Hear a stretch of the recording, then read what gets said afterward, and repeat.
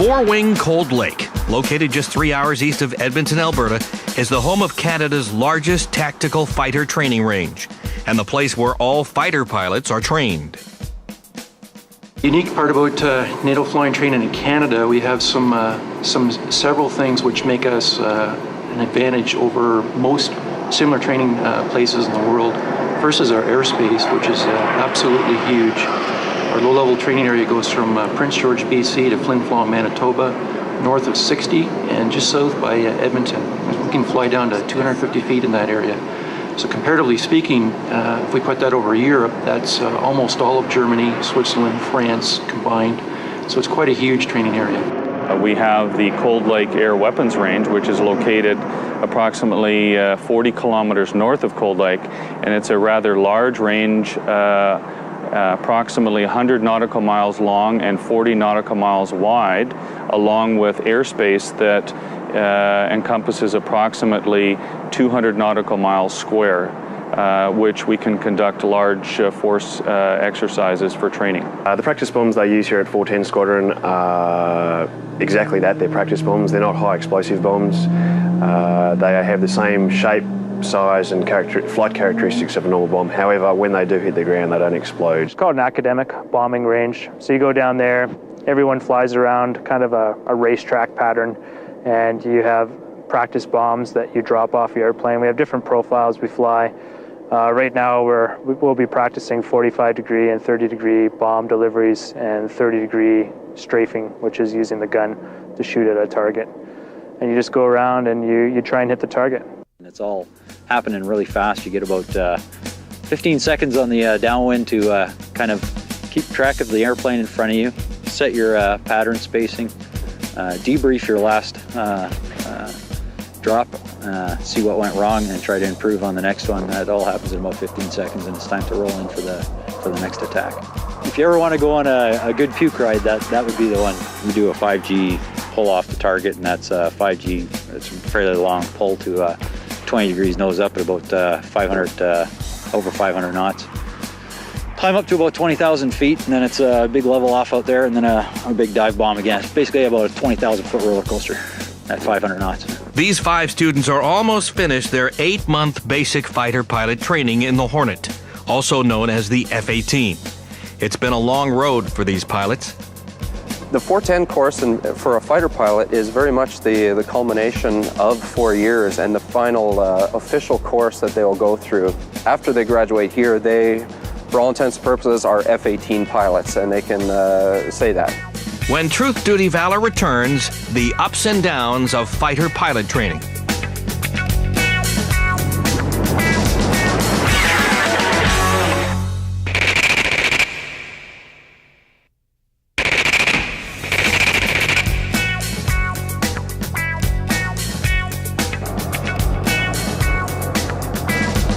A fighter pilot's day starts early, and as we learned with some uncertainty, it takes perfect weather and a mechanically sound jet before anyone is allowed to go up on a mission.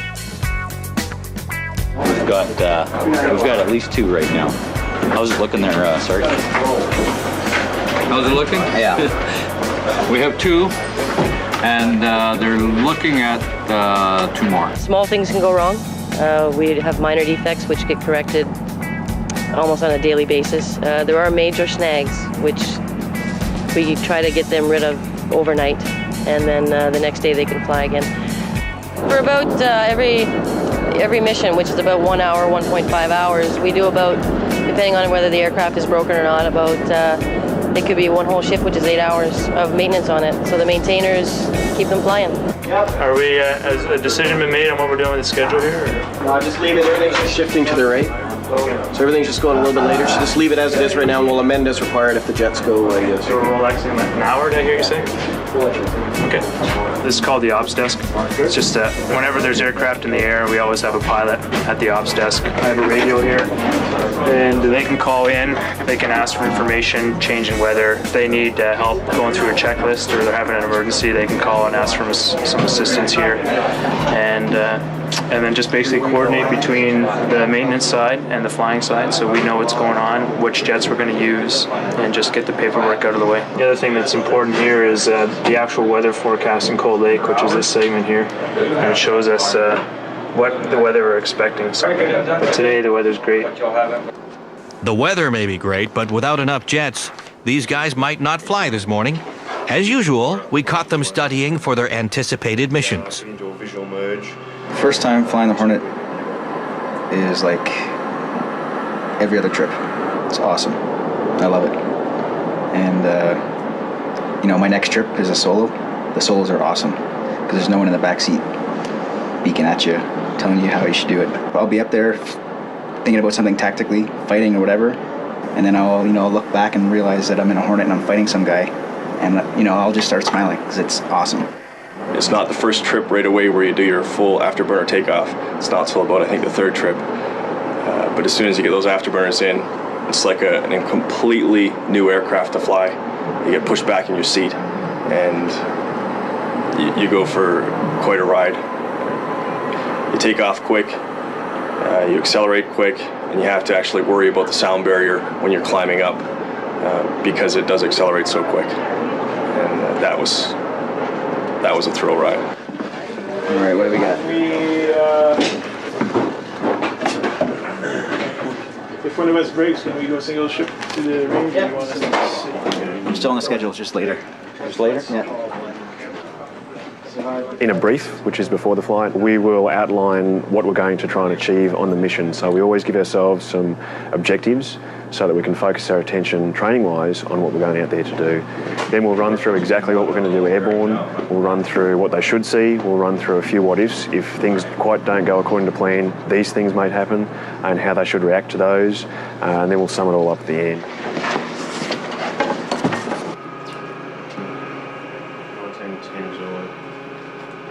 We want to achieve 100% sort out there today, and if you don't do that, then we'll have to ask some questions and maintain mutual support from flights on to... One jet. We're done. We're shutting down for the afternoon, allow maintenance to regroup and regenerate some aircraft. 5 domestic cars. The operations officer just came in and told us that we've fallen from 3 aircraft today down to 1. As a result, we needed 3 aircraft to get this mission in with 2 Blue Air and 1 Red Air, 1 Bandit. We can't get the mission in, and I guess we're going to be canceling the flying program for the day. Of course, disappointing when this happens, but it's expected in this industry. The jets can't work all the time. The weather could be a factor all the time, and you got to be flexible. Next on Truth, Duty, Valor, learning to live with the power of G. Well, this would be negative G, and this would be positive G. How's that?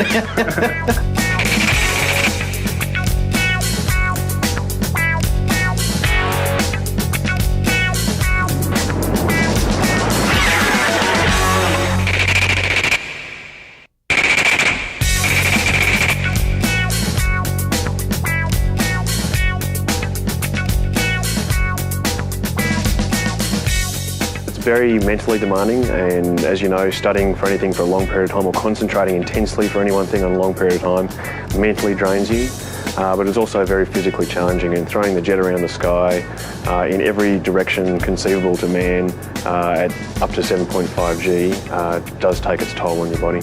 It's a lot more work than I thought it would be. Not kidding myself. I like working hard, and it's part of my character, but it is a lot of work, probably more than what the average person would think. It's easy to think that flying a jet involves as much physical activity as driving a fast car. But pilots learn pretty quickly that this is a job you have to keep in shape for, and that you can't let the G-force bring you down. Being a fighter pilot already, I'm used to it, or the guys are used to it, so we don't think of it very much. However, if you come back off a couple of weeks leave and get back into the jet and fight a full-up fight in a Hornet, you come back and you are physically drained for the rest of the day. Passengers that we take up in the aircraft get down, and then they basically don't do anything for the rest of the day. It's very demanding. It's hard on your neck, and plus you put a helmet on there, and you're trying to look back over your shoulder, and it's just uncomfortable, and you have to be very careful not to hurt yourself. But more importantly than that, you have to be very careful not to become unconscious, because if you pass out, there's a good chance you'll be taking the dirt nap, as they say. It does help if you are of a stockier build and have more muscle mass than if you're an excellent marathon runner.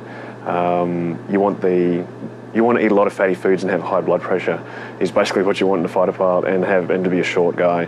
Pull up to 7G, and you usually don't maintain that, but 7 times the force of gravity on your body, your hand, which weighs 2 to 3 pounds, is now weighing a considerable amount more than that. So even moving around in the cockpit, or you could feel the pressure of your G suit or the LC vest you're wearing. You can feel the pressure of that on your body, and it does become quite a strain after a time.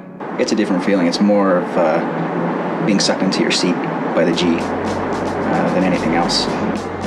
Well, this would be negative G, and this would be positive G. How's that? Keeping in shape isn't enough to protect you from the G. That's why the pilots wear a G suit to help them out. Our seat pack and our vest. Of course, we wear an anti-G suit.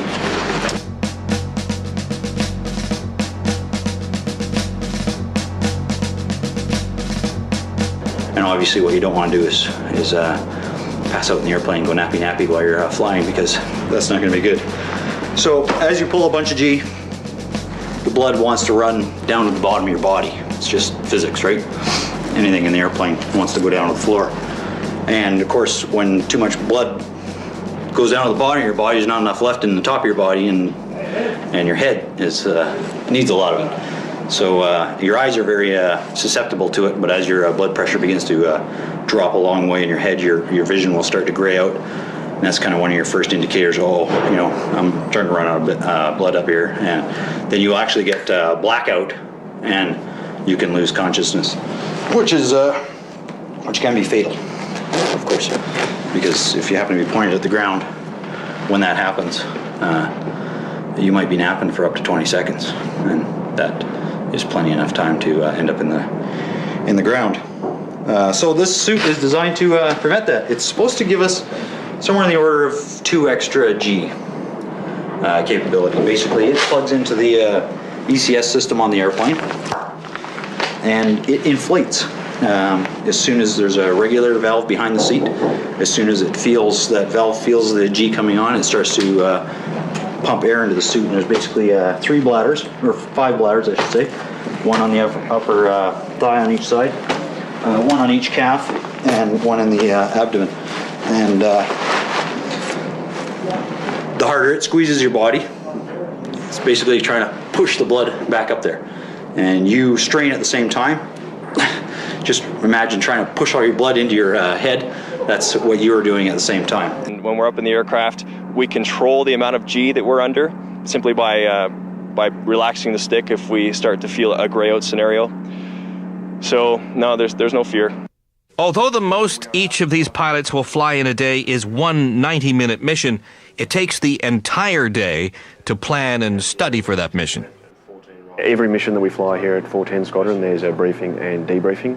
There's many hours of preparation for each flight, especially for a new phase of flying. There's several phases, and you have to go through all the ground school and the preparation in the phase. And each flight itself takes probably 2 hours of self-study before the flight, a couple hours of brief in the flight itself, and a couple hours in a debrief. So I'd say for each flight is about an 8-hour day. I get into the mindset of saying, oh, I've done this before, I can do it again, because there are so many different roles that the Hornet can fly, and it's so dynamic. It's quite easy to forget some of the fundamentals if you haven't briefed it. Very expensive training in these jets. They go through fuel at a phenomenal rate, and we burn up a lot of money in one flight. The airplane itself is extremely expensive. It's very expensive to look after, especially as it gets older. So 1 hour in this airplane is worth an awful lot of money. So we want to pack all the training we can into it. After we come down from flying, we'll go through a debrief where we will assess how they did perform, and then how we can improve on their performance next time they get airborne. So hopefully they won't make the same mistakes again. That's why we spend a lot of time in briefings, because it is so expensive to go up there and actually practice what we do. We like to get it perfect every time we get airborne. We can replay the flight, especially for ACM engagements. Everything happens very, very quickly, and you're going, what just happened there? And you're not really 100% sure. You can go back and view it in slow-mo over and over again and get thoroughly debriefed on the errors that you might have made. Coming up on Truth, Duty, Valor, the jet that will take these men into battle and bring them back alive. F-18 is a very reliable aircraft. It would be an excellent aircraft to go to battle in. Well, I'm probably a bit biased, but it's probably one of the best aircraft in the world.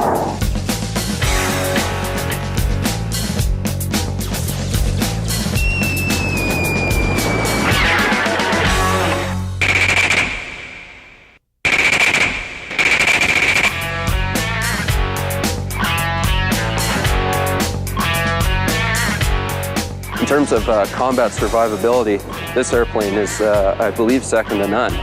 And there have been stories of training accidents, mid-air collisions, where one of the entire vertical stabilizers has been knocked off and the pilot did not know about it. Commonly known as the Hornet, the CF-18 fighter jet is the fastest airplane in the Canadian Forces and one of the top fighters in the world. Starting here at the front is the radars in here. This is actually a hollow cone, and in behind it is a radar dish, a very high-powered radar, a very capable radar in the world today. And this is probably one of the biggest challenges that the students face, is managing a radar as they're flying the F-18 and learning to fly the F-18. It has a tendency to draw one into the screen, and it is very similar to a video game screen. But the problems inherent to that is that you want to stare at it all the time, to the detriment of flying the airplane itself. So part of the lessons that we give to the students here is how to manage their time and their task management from looking at the radar and working with the radar to actually flying the airplane. It's a real challenge for them, and it's not uncommon for people to repeat trips here and repeat missions just for radar use alone, and learning to incorporate that into their cross-check. This right here is actually a fuel tank, and most people, when you're at an air show or a similar type of public function, they consider this a bomb, or they ask, is that a bomb? No, it is not. It's in fact fuel. And all fighter jets are very fuel critical, almost from the time they take off, because of the high burn rates of the airplane. The F-18, with both engines at afterburner at sea level, can burn almost 1,000 pounds of gas per minute. So an enormous amount of fuel consumption that goes on in full afterburner. Obviously, we don't fly in that regime of flight often. We save it for running to a fight or running away from a fight if you need to. Burn rate in the Hornet can be anywhere from say 1,000 pounds an hour burn rate on the ground when you're sitting on the ground, up to 1,000 pounds per 360 degree turn. So that can take anywhere up to probably 30 seconds to complete a full turn. So the burn rates are incredibly high.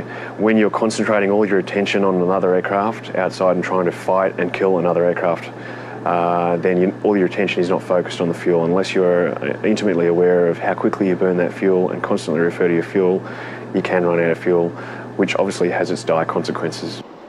We're often asked what the Cougar insignia is on the fin that's on the top of the Lex, and that's just a squadron insignia. We are the Cougar Squadron, the 410 Cougars, and as all 410 students and instructors will wear the patch with the Cougar insignia. It just identifies that it is in fact our airplane. It's a little motivator, I guess, for the pilots and the ground crew that work on it, that as they're walking around the airplane, they see that and they know it's one of our jets.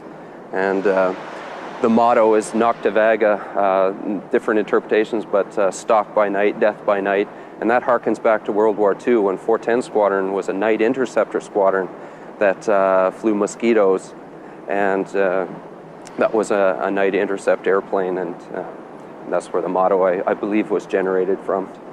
Quite a bit of lift in this sense means you need quite a bit of power to sustain it, and that's why we have two engines with almost 32,000 horsepower to be able to sustain those high drag, high lift regimes of flight that we like to fight the airplane in. A new student here, with all the different challenges that they face with radars and fuel management and engines, one of the other challenges they have to face is the raw power that the F-18 has. with 2 engines producing 16,000 pounds of thrust each, 32,000 pounds, roughly 32,000 horsepower. It's quite a handful in full afterburner. And it's interesting, on about the second trip, I believe we do a full power max afterburner takeoff and climb. And our joke is they're water skiing behind the airplane, because they literally, the airplane's they're barely keeping up with it because the things are going so fast. And usually in the back, we're more concerned about them not going supersonic off the end of the runway. But it's quite a bit to handle, that much raw power. It's you hear the joke sometimes, or the cliche perhaps, that there's more horsepower in this airplane than there is in the starting line of the Indy 500, just in this one airplane. Because this is such a big airplane and has 32,000 pounds of horsepower, 32,000 horsepower, 32,000 pounds of thrust, a lot of air goes through this engine, and these intakes, they're killers, literally. There have been, more so in the U.S. Navy on the carriers, confined spaces, there have been people suck down these intakes. So again, one of the challenges that's on this airplane that they haven't experienced on other airplanes is being very conscious of who's walking around the airplane. And when a new pilot says, just even learning to start this airplane, there's so many switches to throw, literally hundreds, before the airplane can taxi off and take off. They're so drawn into their checks in their cockpit that they occasionally forget to observe what's going on in their surroundings outside the airplane with the ground crew in particular. So this is the business end of the jet. This is where the jet exhaust comes out, and I suppose equally as dangerous as the intake in terms of sucking things in, whether it be ground crew or FOD, foreign object damage, that might be lying around on the ground, rocks and whatnot. This is dangerous because it's an extremely hot gas. I think it's approximately, at idle on the ground, it's around 600 degrees Celsius coming out the back of this. So you can imagine, you wouldn't want to get this too close to anybody or anything. And particularly when the power comes up on this airplane, it throws quite a plume of exhaust back and can cause quite a bit of damage, blow ladders over and knock windows out of buildings if you're that close. These engines, you'd speak to the maintainers, they do an amazing job with these airplanes, and this airplane was designed for combat survivability and for combat turnaround time. I believe they boast that in a wartime scenario that an engine can be changed out completely in half an hour, or just over half an hour, and it's all designed with quick disconnects that allow the airplane or the engine to be disconnected and dropped onto a platform, another one wheeled in, raised up and rebolted in, quicker than anyone could change any small motor in a lawnmower probably. The maintenance schedule on these is very rigorous. They literally rip them down to their skeletons and build them back up almost once a year as they reach a certain number of flight hours, and they reach a point and they say, okay, this airplane will go into phase, as they refer to it as, and it takes a month or two, and they basically gut the airplane and rebuild it back up. In effect, they basically give us new airplanes every year, and which is comforting to the pilots, as you can imagine. The F-18 is a multi-role fighter, and what we mean by that is we are both have an air-to-air and an air-to-ground capability. We are also embarking on acquiring night vision goggles, so we will become truly multi-role, air-to-air, all-weather day-night fighter. The most interesting weapons on the F-18 is the cannon, and this is located in the nose of the airplane, just behind the radar. And this thing is a tremendous firepower and rate of fire. It can shoot at about 6,000 rounds per minute, 60 bullets per second. So as you can imagine, it would burn up quite a few bullets, and we don't have room for 6,000 bullets. We actually carry just over 500 rounds in this drum, and when we're teaching the students to use the cannon, we teach them to take very short bursts of it. If you go to the range and you hear this cannon being fired, it doesn't even sound like a gun, which is bang, bang, bang. It more sounds like a whoop. It just sounds like a stream of bullets coming out. So this is a fighter pilot's office, and as you can see, it's actually quite snug, and we often refer to it as strapping the airplane on, because there's not a lot of room to move around in here. It's for me, it's a very comforting feeling to actually strap into the jet and very tightly strap to this thing, and you feel very secure in it, such that when you're fighting and you're moving the airplane aggressively, you're not moving around in the cockpit at all, you're not flopping around. In most squadrons, and most of the F-18s Canada has, are single-seat F-18s. At 410 Squadron, because we do all of the instruction here, we have the majority of the two-seat versions, and we call them the family models. And they're referred to as the CF-18B, their designation. And much of the same information is duplicated in the back seat, and some of the safety items like the emergency brakes and the gear handles and those critical items that maybe an instructor would have to function in the back seat is back there as well. The back seat has an override for some of the radios, and it also has the command eject back there. So if a student was in trouble in the front and the instructor had to initiate an ejection, he or she could do that from the back seat and without the student's input, if worst case scenario, if that was required.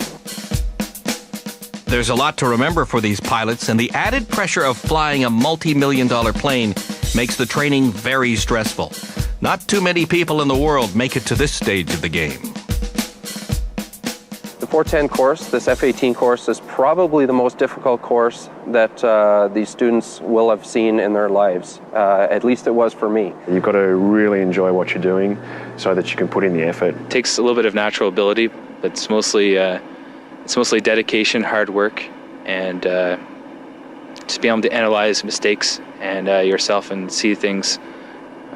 See things three-dimensional, I'd say. Right, and that's what we really look for here, is that a prospective fighter pilot is very critical of themselves, so that they're always trying to be the best so that they will win. And they have that attitude going in, that winning is what they need to do. And they have to be able to act in the airplane and think critically and in timely fashion to make the proper choices. So one of the areas we focus on is for them to be able to make decisions on their own in the cockpit to affect their mission and the safety of their flight as well. In such a serious environment, it's important to lighten up from time to time.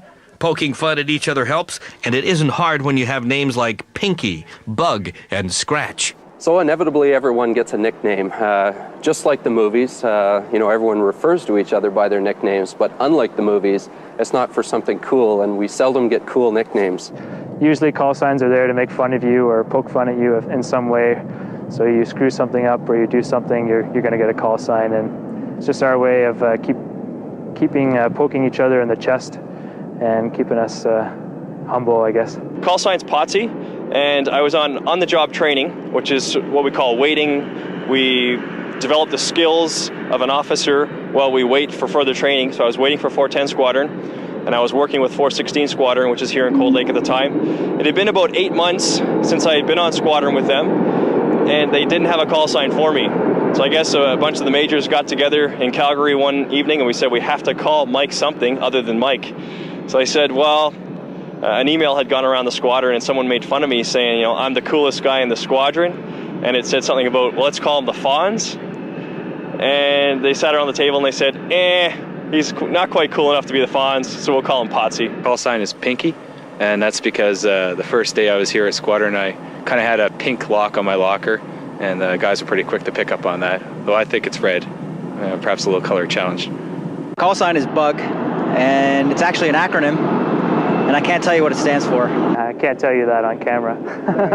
In my case, I'm referred to as Scratch, and one of the things we do in fighters is we air to refuel. And one of my first times, I went up and indeed scratched the canopy, and so they were looking for something, and it stuck. When Truth, Duty, Valor returns, danger in the sky.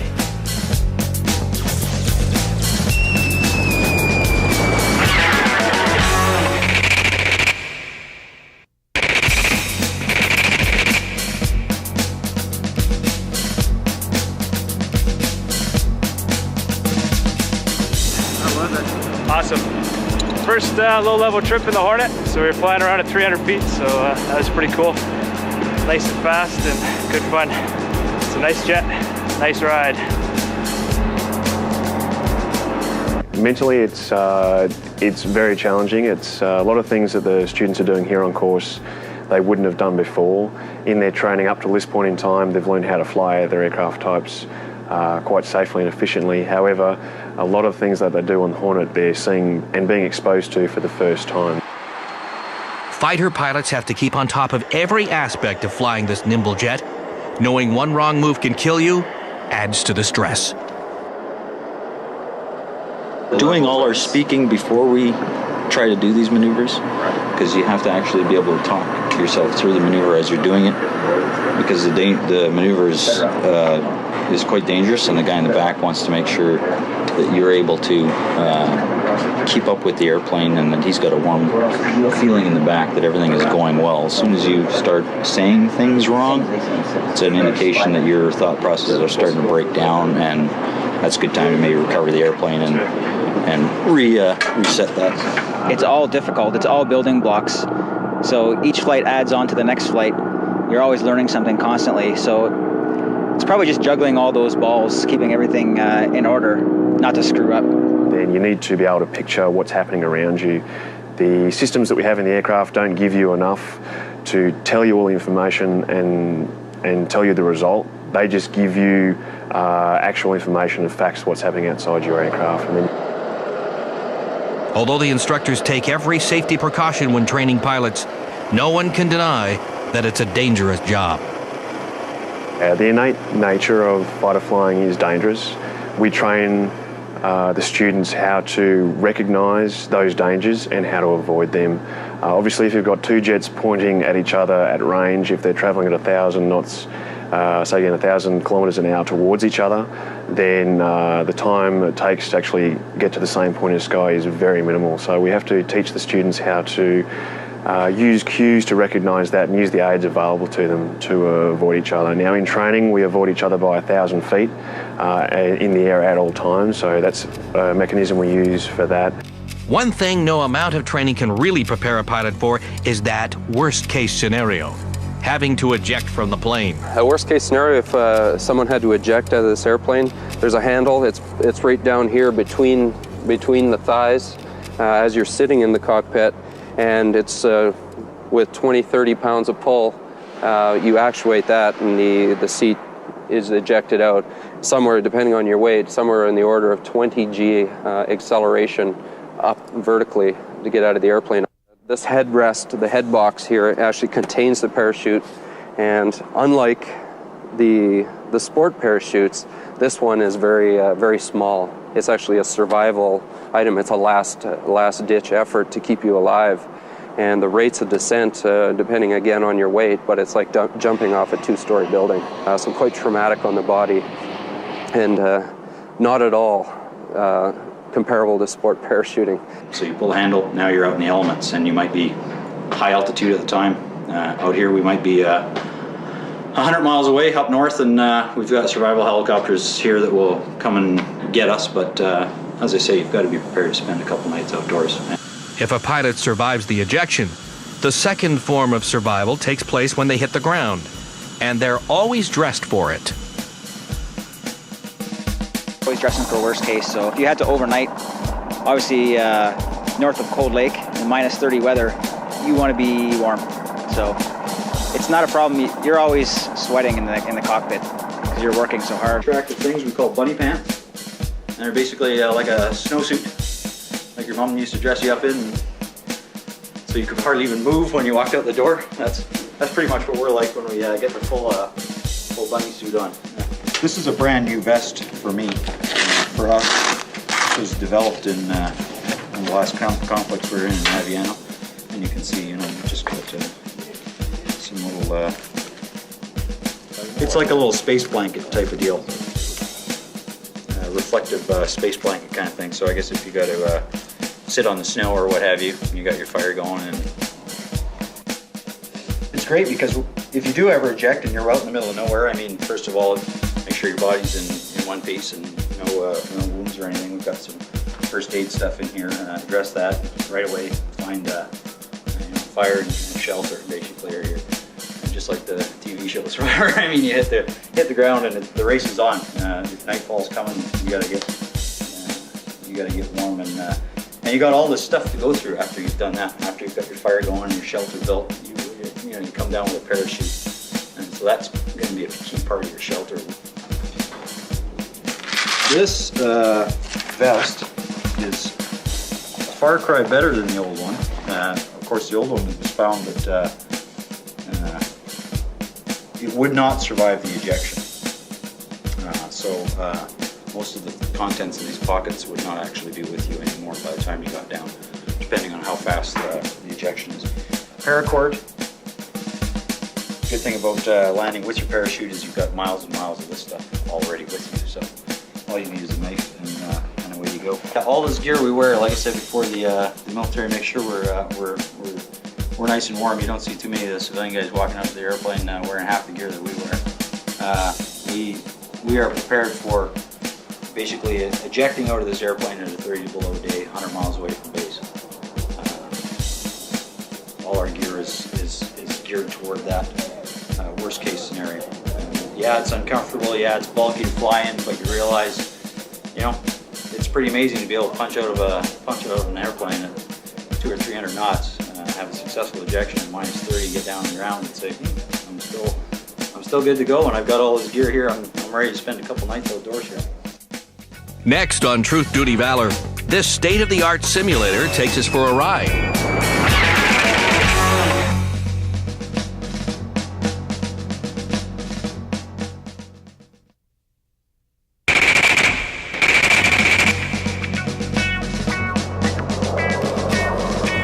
Before a pilot graduates to the Hornet, they have to spend some quality time on the Hawk, a pretty exciting jet with an awesome simulator. The Hawk's brand new. The buttons still make the clicky sound when you push them. And the Hawk's, it's a great lead-in aircraft because it has a heads-up display, hands-on throttle and stick switchology, so you can do most of the stuff you need to do without taking your hands off the throttle and stick to accomplish your mission. It is, relatively speaking, it's a smaller plane when compared to other fighters. It does go quite fast, 575 knots down low. We typically operate around 420 knots, about 300 feet above the ground. We're doing low altitude training. When we're fighting up high, we'll be doing about 400 knots with using a hard deck of 5,000 feet.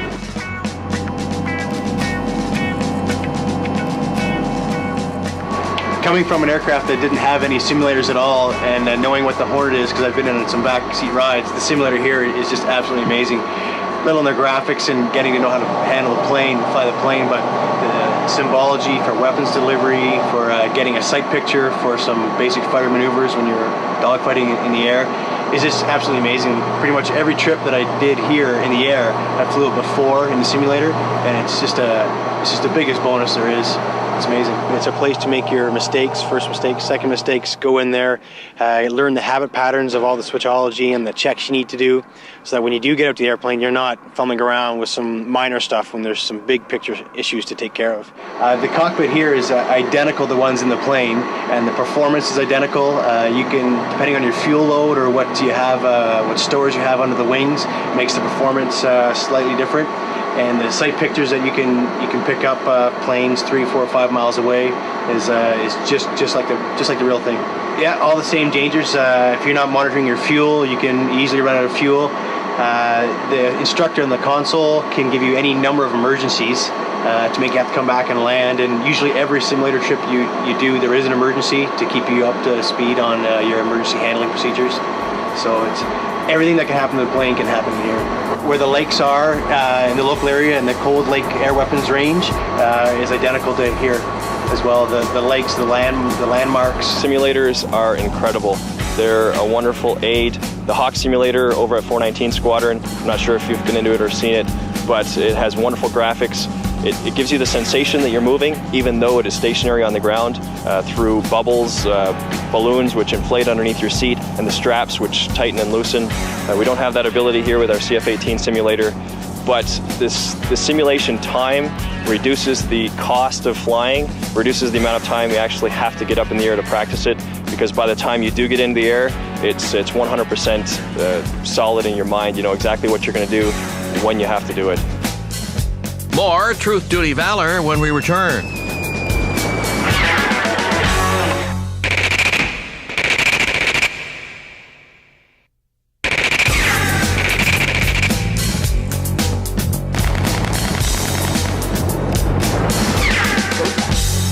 With only 1 month left of this 8-month fighter pilot course, these 5 guys have become pretty tight. Good for a fun working environment and important for staying alive in the air. When we deploy in war, it's usually in the form of a 2-ship or a 4-ship, 2 or 4 airplanes at a time. Teamwork is extremely important for fighter pilots. Although you're the only guy in your jet, we never go anywhere operationally alone. We're always, as a bare minimum, a pair. And we do that to take care of each other. It gives us 2 brains, 2 sets of eyes, 2 radars, and twice the amount of weapons we would carry. In your own cockpit, you have to be able to use all the resources as one person, but you're definitely a part of a team when you're up there. You have to have good communications with your lead, and you have to be able to be predictable when you're up there as part of the team. You know, the environment we train for is you're trusting your buddies with your life, and they're trusting their life, and they're putting their life in your hands. No matter how many times they fly the Hornet, each one of these pilots seems to maintain a high excitement level for each mission. What's behind the big grins coming off the runway? Being a fighter pilot rules. It's everything I dreamed it would be, and in fact, it's more. Almost on a daily basis that I fly this aircraft, I'm impressed. I come down happier than I went up. 32,000 pounds of afterburning thrust can push you through the air. It's unimaginable, really. I would say one of the coolest moments of my flying career to point is my first Hornet solo. You're so engrossed with what you're doing, you're so concentrating on not screwing up anything, and then you get to a point where you look back and you realize you've got this huge jet behind you, and yeah, that brought a smile to my face, and I thought that was pretty cool.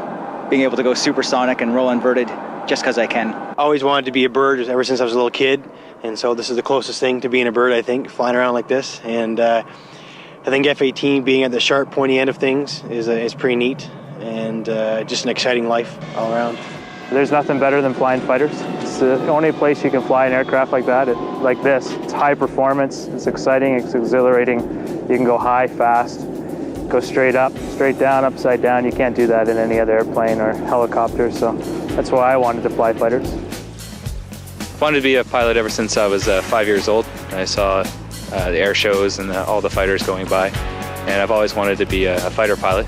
I think that was the best type of pilot when I was a young kid, and I'm happy to have done what I've done so far. I have a keen interest in space. Love to be an astronaut, but it's a goal that I look forward to, but it's one of those things you can't expect. Everyone has a very low chance of becoming an astronaut, I think, so, but I'll give it a whirl. Join us next time for another episode of Truth, Duty, Valor.